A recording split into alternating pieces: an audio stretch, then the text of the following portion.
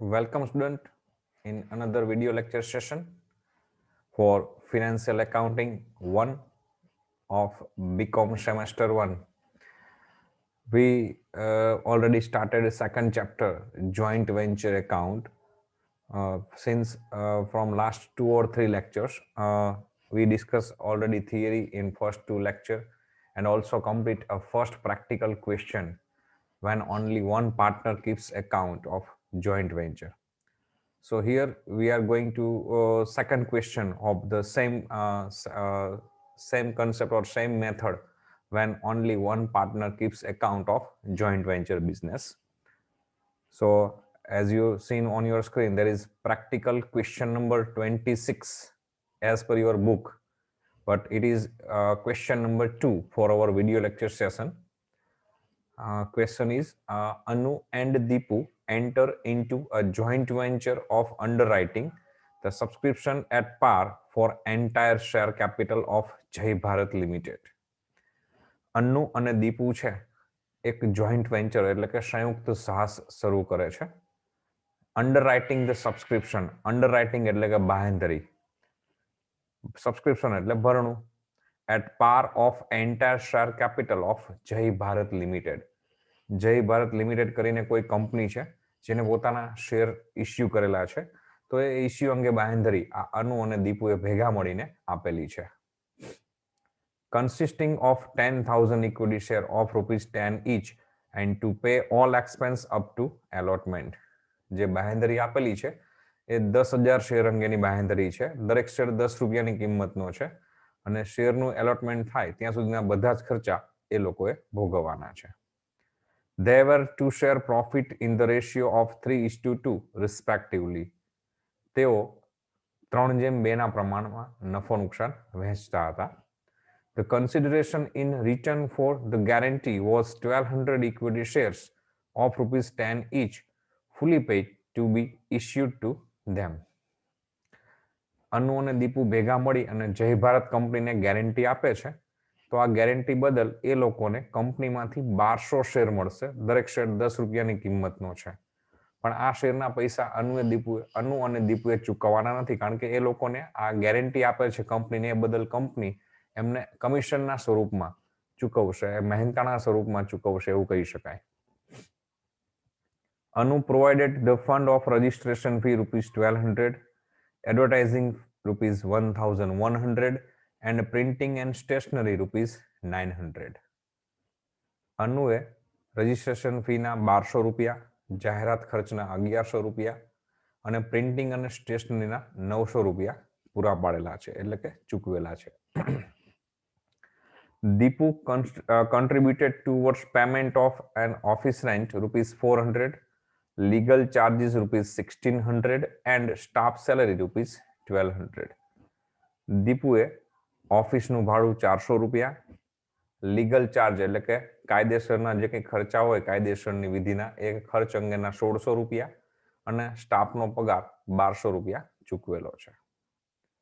The prospectus was issued and application fell short of full issue by 1,500 shares. ભરણું બહાર પડેલું હતું અને પબ્લિકમાંથી જે શેર્સ માટે એપ્લિકેશન આવેલી હતી એમાં 1500 શેર માટેની અરજીઓ ઓછી આવેલી છે. કંપનીએ કુલ 10,000 શેર બહાર પાડેલા છે, તો એમાંથી 1500 શેરની અરજી પબ્લિકમાંથી ઓછી મળેલી છે. તો તમે 12થમાં પણ આ ચેપ્ટર શીખી ગયા હશો, શેર કેપિટલ, શેર મૂડીના વ્યવહારો. એ પ્રમાણે અહીંયા પણ જેટલી અરજી ઓછી આવેલી છે એટલા શેર આ અનુ અને દીપુએ જય ભારતને ગેરંટી આપેલી છે, તો અનુ અને દીપુએ એ બાકીના જે 1500 શેરની અરજી ઓછી આવેલી છે એ 1500 શેર એ લોકોએ ખરીદવાના રહેશે. Anu took this over on joint account and paid for the same in full. આ જે 1500 શેરની અરજી પબ્લિકમાંથી ઓછી આવેલી છે એ 1500 શેર અનુ ખરીદી લે છે, એના ગેરંટી આપેલી છે એ પ્રમાણે એમના જોઈન્ટ વેન્ચરના બિઝનેસ પર્પઝથી, અને એના પૂરેપૂરા પૈસા અનુ ચૂકવી દે છે. They received the 1,200 fully paid shares as an underwriting commission. આપણે અગાઉ ફર્સ્ટ પેરેગ્રાફમાં જોઈ ગયેલા કે અનુ અને દીપુ જય ભારત કંપનીને ગેરંટી આપે છે, તો એ બદલ અનુ અને દીપુને જય ભારત કંપનીમાંથી 1200 ઇક્વિટી શેર 10 રૂપિયા વાળા મળશે એઝ એ કમિશન. તો એ પ્રમાણે એમને જે ગેરંટી આપેલી છે એ પ્રમાણે કંપનીમાંથી એમને બીજા 1200 શેર, આ 1500 શેર તમને ખરીદવા પડશે, કારણ કે એ લોકોએ ભેગા મળીને કંપનીને 10,000 શેરની ગેરંટી આપેલી છે. પબ્લિકમાંથી 1500 શેરની અરજી ઓછી આવેલી છે, એટલે આ 1500 શેરના પૈસા અનુ અને દીપુએ ભેગા મળીને ચૂકવવાના રહેશે કંપનીને અને શેર ખરીદવાના રહેશે કંપનીમાંથી. પ્લસ એ લોકોએ કંપનીને ગેરંટી આપેલી છે એ બદલ કંપની એમને બીજા 1200 ઇક્વિટી શેર આપશે, પણ આ પૈસા, આ 1200 શેરના પૈસા, 1200 શેરની રકમ અનુ અને દીપુએ ચૂકવવાની નથી, એ એમને કમિશન સ્વરૂપે મળે છે. They sold their entire holding at ₹12 per share. પછી એ લોકો આ બધા શેર, એન્ટાયર એટલે સગડા, બધા જ શેર એ લોકો 12 રૂપિયાના શેર દીઠના ભાવથી વેચી નાખે છે. The proceeds were received by Anu for 1500 shares and Deepu for 1200 shares. 1500 share જેમને કંપનીમાંથી ખરીદેલા હતા એ શેર અને 1200 શેર એમને કમિશન સ્વરૂપે મળેલા છે. એ બધા શેર એ લોકો 12 રૂપિયા શેર દીઠના ભાવે વેચે છે, જેમાંથી 1500 શેરની રકમ છે એ અનુ પાસે મળેલી છે અને 1200 શેરની રકમ છે એ દીપુ પાસે આવેલી છે. Prepare joint venture account and Deepu's account in the books of Anu. Joint venture account અને કો વેન્ચર એટલે કે સહભાગીદાર દીપુ છે એનું એકાઉન્ટ આપણે અનુની બુકમાં બનાવવાનું છે. ઓકે, તો આનો આન્સર ચેક કરીએ આપણે. Here it is. એક જસ્ટ ફોર નોટ છે તમારા નોલેજ માટે. Here Anu and Deepu give service as a underwriter to a company. as an underwriter to a company. So if company can't get application for full issue, then remaining shares to be purchased by them. અહીંયા અનુ અને દીપુએ ભેગા મળી અને જે service કે જે business કરે છે જોઈન્ટ વેન્ચરમાં, એક બિઝનેસ શું છે એમનો, કે કંપનીને ગેરંટી આપે છે કે કંપની જેટલા શેર બહાર પાડશે એ બધા શેર પબ્લિક ખરીદી લેશે.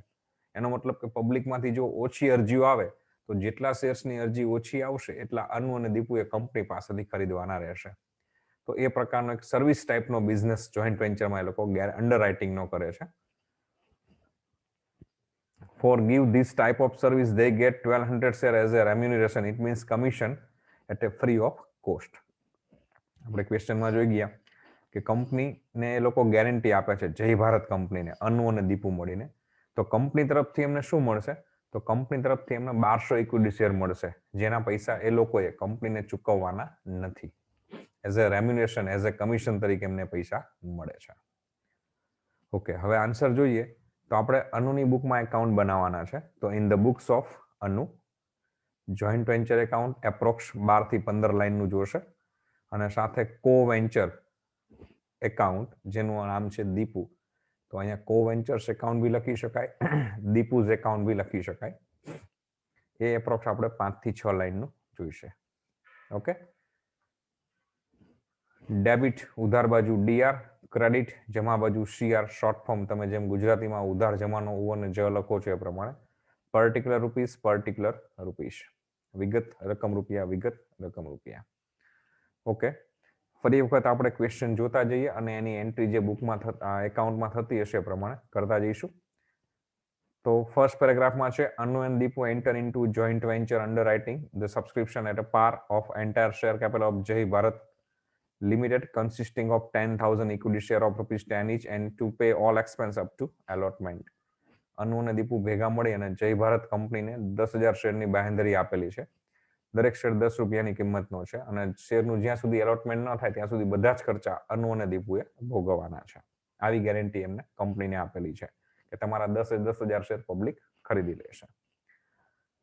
They were to share profit in the ratio 3:2 respectively. એ લોકો 3:2 ના પ્રમાણમાં નફો નુકસાન વેચતા હતા.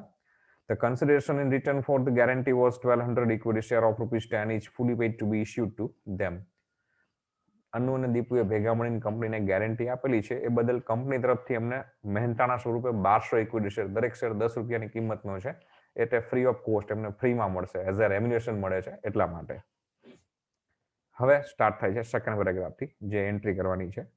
Anu provided the funds for registration fee rupees 1200, advertising rupees 1100 and printing and stationery rupees 900. તો અનુએ રજીસ્ટ્રેશન ફીના, એડવર્ટાઇઝિંગ એટલે કે જાહેરાત ખર્ચના અને સ્ટેશનરીના પૈસા ચૂકવેલા છે. તો જોઈન્ટ વેન્ચરના બિઝનેસ માટે એ લોકોનો એક્સપેન્સ થશે. તો જોઈન્ટ વેન્ચર એકાઉન્ટની ડેબિટ સાઈડ આપણે જઈશું. હવે અનુની બુકમાં જ એકાઉન્ટિંગ થાય છે, મતલબ અનુ એક્ટિવ પાર્ટનર છે એવું સમજી લઈએ. તો જે પાર્ટનરની બુકમાં એકાઉન્ટિંગ થઈ રહ્યું છે એ પાર્ટનર થ્રુ કોઈ ટ્રાન્ઝેક્શન થતું હશે તો અહીંયા પાર્ટનરનું નામ નહીં લખાય, પણ અહીંયા to cash bank generally use થાય છે. તો આ બધા પૈસા અનુએ પોતે ચૂકવેલા છે. તો એન્ટ્રી થશે to cash oblique bank account, બ્રેકેટમાં તમે લખી શકો છો એક્સપેન્સ. નીચે ઇનર કોલમમાં ડિટેલ્સ આપી દઈએ. Registration fee 1200, advertising 1100, printing and stationery 900. ત્રણેય એક્સપેન્સનો ટોટલ થશે 3200. આગળ, Deepu contributed towards payment of office rent rupees 400, legal charges rupees 1600 and staff salary rupees 1200. બીજા હવે જે ખર્ચા છે જેમાં ઓફિસનું રેન્ટ એટલે કે ઓફિસ ભાડું, લીગલ ચાર્જીસ એટલે કાયદેસરના ખર્ચાઓ અને સ્ટાફનો પગાર, આ ત્રણેય ખર્ચ દીપુ દ્વારા ચૂકવાયેલા છે. તો એ પણ જોઈન્ટ વેન્ચરનો બિઝનેસનો એક્સપેન્સ છે. તો ફરી પાછું જોઈન્ટ વેન્ચર એકાઉન્ટમાં ડેબિટ સાઈડ, પણ હવે આ જે ખર્ચનું પેમેન્ટ છે એ દીપુ થ્રુ થયેલું છે. મતલબ આપણે અહીંયા અનુ છીએ તો આપણા કો પાર્ટનરથી કોઈ વ્યવહાર થશે તો આપણે કો પાર્ટનરનું નામ લખીશું. તો જોઈન્ટ વેન્ચર એકાઉન્ટની ડેબિટ સાઈડ ટુ દીપુઝ એકાઉન્ટ, અહીંયા પણ બ્રેકેટમાં એક્સપેન્સ એવું લખી શકાય. નીચે ડિટેલ આપી દઈએ. Office rent 400, legal charges 1600, staff salaries 1200. Total expense થશે 3200. પણ દીપુ આપણો કો પાર્ટનર છે તો એની ક્રોસ એન્ટ્રી આપણે કો પાર્ટનરનું પણ એકાઉન્ટ બનાવેલું છે તેમાં ક્રેડિટ સાઈડ આપી દઈશું. ત્યાં લખીશું by joint venture account in bracket expenses. ત્યાં ડિટેલ આપવાની જરૂર નથી. 3200 ડાયરેક્ટ ટોટલ એમાઉન્ટ લખી શકશો. લાસ્ટ પેરેગ્રાફમાં છે the prospectus was issued and application fell short of the issue by 1500 shares. ભરણું ભરાઈ ગયું છે અને ભરણામાં 1500 શેર્સ માટેની અરજી ઓછી આવેલી છે. મતલબ કે આ 1500 શેર હવે અનુ અને દીપુએ એમની ગેરંટી પ્રમાણે કંપની પાસેથી ખરીદવાના રહેશે અને એના પૈસા એ લોકોએ કંપનીને ચૂકવવાના રહેશે. અનુ took these over on joint account and paid for the same in full. હવે આ જે 1500 શેરની અરજી આવેલી ઓછી આવેલી છે એ 1500 શેર એ લોકો એમને જે ગેરંટી આપેલી છે એ પ્રમાણે ખરીદી લે છે અને એના બધા જ પૈસા અત્યારે અનુ ચૂકવે છે. તો જોઈન્ટ વેન્ચરના બિઝનેસ માટે એક પ્રકારની ખરીદી થઈ. તો જોઈન્ટ વેન્ચર એકાઉન્ટની ડેબિટ સાઈડ, પણ એનું પેમેન્ટ અનુએ જ કરેલું છે અને આપણે અનુની બુકમાં જ હિસાબ લખીએ છીએ, મતલબ આપણે અનુ છીએ તો આપણા દ્વારા કોઈ વ્યવહાર થશે તો અહીંયા લખીશું to cash bank account, like here. બ્રેકેટમાં લખી શકો છો તમારા નોલેજ માટે. રિમેનિંગ શેર્સ પરચેસ, બાકીના શેર આપણે જે ખરીદવા પડેલા છે એ 1500 શેર્સ છે અને દરેક શેર 10 રૂપીસના રેટથી કંપનીએ ઇસ્યુ કરેલો છે. So 1500 shares into 10 rupees is equal to 15,000. Be remember, જે પાર્ટનર્સની બુકમાં એકાઉન્ટિંગ થઈ રહ્યું છે એના થ્રુ કોઈ ટ્રાન્ઝેક્શન થાય તો એની ક્રોસ એન્ટ્રી જનરલી આપવાની આવશે નહીં. પણ આપણો કો પાર્ટનર કોઈ વ્યવહાર કરશે, કો વેન્ચરથી કોઈ વ્યવહાર થતો હશે તો એની ક્રોસ એન્ટ્રી કો વેન્ચરના એકાઉન્ટમાં સાથે આપતી રહેવાની આવશે. આગળ આપેલું છે they received the 1200 fully paid shares as an underwriting commission. એ લોકોને 1200 શેર જે એમને ગેરંટી પ્રમાણે કંપની આપવાના હતા એ પણ એમને મળી ગયા છે. they sold their entire holding at ₹12 per share. હવે આ બધા શેર એ લોકો 12 રૂપિયા શેર દીઠના ભાવે વેચી નાખે છે. તો જોઈન્ટ વેન્ચરના બિઝનેસમાં સેલ થશે. તો joint venture account credit. The proceeds were received by Anu for 1500 shares and Deepu for 1200 shares. એ 2700 શેર ટોટલ 1500 શેર એની એક નોટ અહીં આપેલી છે. Here company received short application for 1500 shares. So these shares taken up by Anu and Deepu jointly. So this way they have total 2700 shares. કઈ રીતે 1500 એમને ખરીદવાના કંપનીમાંથી એ એમની પાસે આવે અને પ્લસ 1200 શેર કંપની એમને as a remuneration, as a commission આપેલો. ટોટલ 2700 શેર એમની પાસે થયા હશે. એ 2700 શેર એ લોકો 12 રૂપિયા શેર દીઠના ભાવથી વેચી નાખે છે. તો જોઈન્ટ વેન્ચરમાં સેલ થશે એટલે જોઈન્ટ વેન્ચર એકાઉન્ટની ક્રેડિટ સાઈડ લખીશું. બટ એમાંથી 1500 શેરના પૈસા છે એ અનુ પાસે આવે છે અને 1200 શેરના પૈસા દીપુ પાસે રહે છે. તો તો અનુની બુકમાં જે આપણે એકાઉન્ટિંગ કરીએ છીએ તો by cash bank account in bracket sale of shares 1500 shares into 12.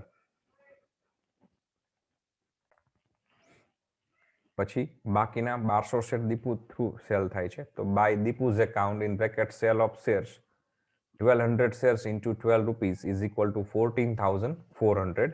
પણ એ દીપુ આપણી કો પાર્ટનર છે તો એના એકાઉન્ટમાં આપણે ડેબિટ સાઈડ અહીંયા એન્ટ્રી આપીશું debit side to joint venture account in bracket sale of shares 14,400. So this way અહીંયા જોઈન્ટ વેન્ચર એકાઉન્ટ એ લોકો ક્લોઝ કરે છે જોઈન્ટ વેન્ચર. તો જોઈન્ટ વેન્ચર એકાઉન્ટ આપણે ક્લોઝ કરીએ તો ક્રેડિટ છે ટોટલ 18 પ્લસ 14 32,400.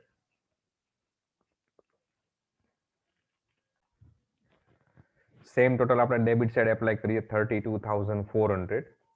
તો ડેબિટ સાઈડ આપણને ગેપ મળશે 11,000.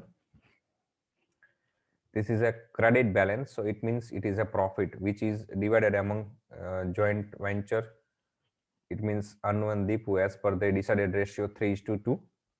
તો 11,000 રૂપિયા નફો છે એ અનુ અને દીપુ વચ્ચેના નક્કી કરેલા પ્રમાણ 3:2 માં વહેંચીશું.